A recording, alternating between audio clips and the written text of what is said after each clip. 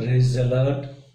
అతి శ్రేష్టమైన యేసుక్రీస్తు నామములో మీ అందరికీ ఉదయకాలపు శుభాలు తెలియజేయుచున్నాను. ఈరోజు దేవుడు మనకు అనుగ్రహిస్తున్న అతి శ్రేష్టమైన వాగ్దానము నిర్గమకాండము 20వ అధ్యాయము 24వ వచనాన్ని చదువుకుందాము. ప్రతి స్థలములోను నీ యొద్దకు వచ్చి నిన్ను ఆశీర్వదించెదను.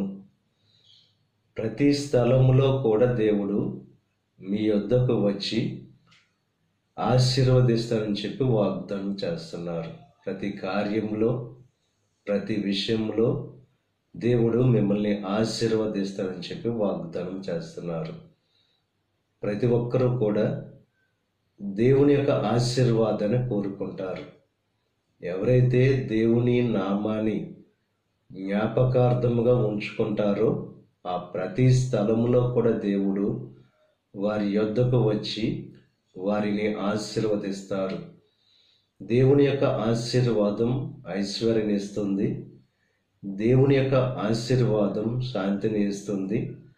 దేవుని యొక్క ఆశీర్వాదం సమృద్ధిని ఇస్తుంది.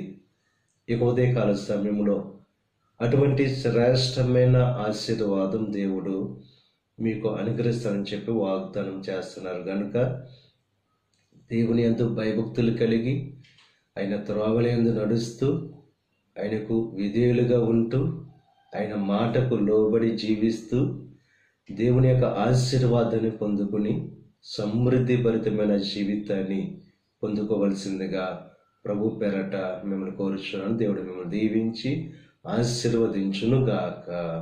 ఆమేన్. ప్రార్థన చేసుకుందాం.